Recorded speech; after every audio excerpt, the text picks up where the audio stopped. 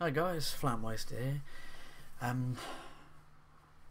If you see me fidgeting about, I've been having a few bad days with my chronic pain, so yeah, if you see me fidgeting about, my chronic pain, you know, I'll try and hide it from you guys. I'll try and soldier on through.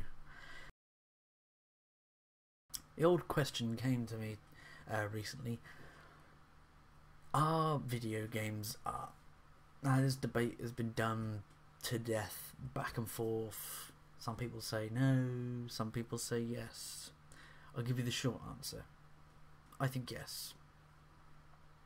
I'll get into a bit more in depth. When you think of beautiful games that are really artistic and unique creative styles, that different art styles, that all these different studios have their sort of signature style, with Gearbox and Borderlands with its cel shaded 2D 3D style.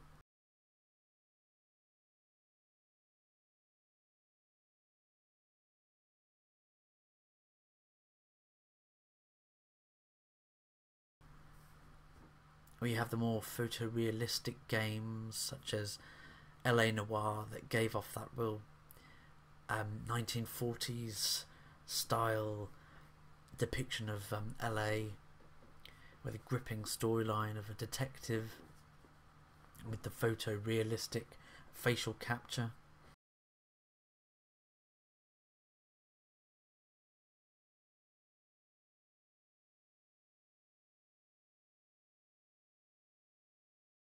And then you've got even more newer games such as Doom last year, sort of fiery depths of hell.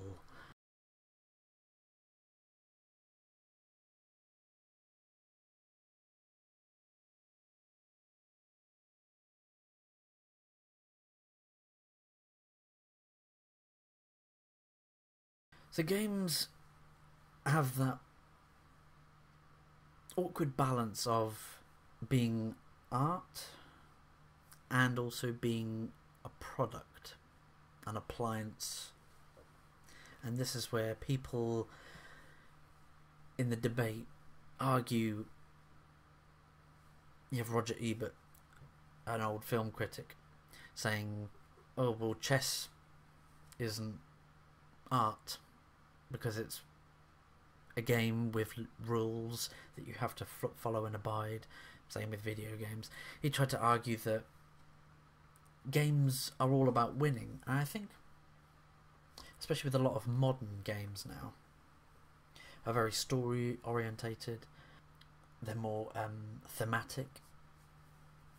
The gameplay kind of goes in tandem with stories. The story gives the gameplay mechanics purpose. The story gives you a purpose to then interact in that world, to immerse. That's the games are an experience. It's supposed to be an experience. Sorry. Games are an experience to immerse yourself in. I know I keep gushing over Bioshock in all my previous videos. You know, Bioshock, when you have Bioshock, this sort of Art Deco underwater utopian city,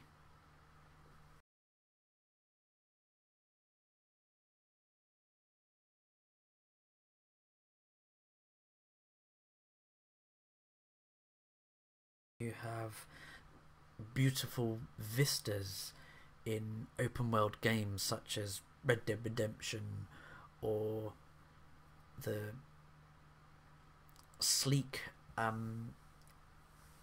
style of the cityscapes in Mass Effect.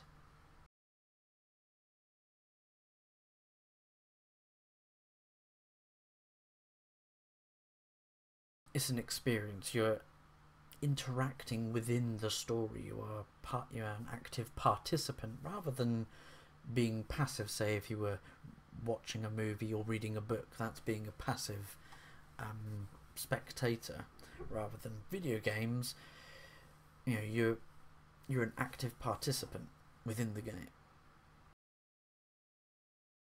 The technology's becoming more and more advanced now, where we are getting photorealistic environments, and with facial and motion capture technology, becoming even more and more advanced, the characters, we're able to, Death Stranding, for example, where you have Norman Reedus and Mads Mikkelsen and Guillermo del Toro. I know they were CGI trailers. This technology has advanced so much so now. How can you say that's not artistic? That's not art. I was saying with experience, that games are to immerse you. Unlike a game, say like Pong or Pac-Man, the aim of the game was to win. That became the sort of basis of a game, was to win, just like any other sport or a board game. The aim of the game is to win, and the enjoyment comes from that catharsis of winning. You've beaten your opponent. The same can be said with video games, but with stories, with writing, and also graphical fidelity, games can immerse you and create a greater experience. That's why I don't get this argument of when they compare it to chess.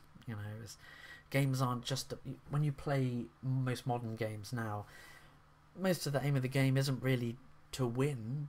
Like, you're there to enjoy the experience, the getting from A to B. It's that journey between. Like when people complain about Telltale games, for instance, we go, "Oh, this is just an interactive movie." It's a point and click, choose your own adventure games. The Telltale's The Walking Dead series. You've got The Wolf Among Us.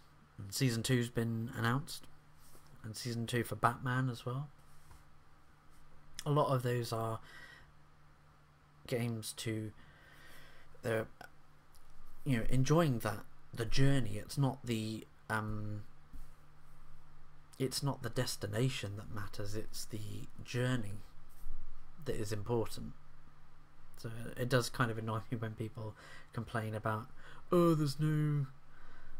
your choices don't matter."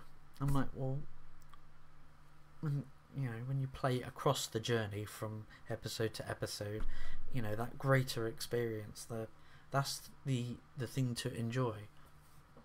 Again, it varies from gamers. Some people just want to switch their brain off, Call of Duty, corridor shooter, just zipping through.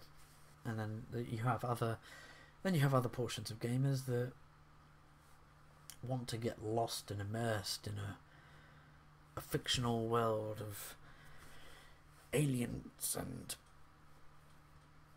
monsters and creatures, demons. And as I was saying, with that immersion, the wanting to be transported to another world, to be immersed and to have an experience, there's also within the gameplay that gamers also want to be challenged as well.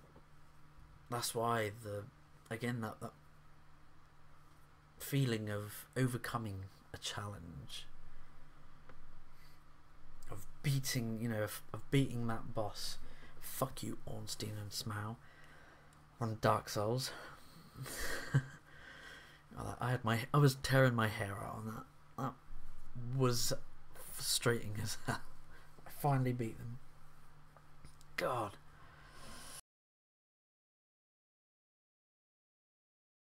So yeah, that's the fine line that's that balance between video games as art, and then also video games as a product for the consumer. That it's a product. It's the business side.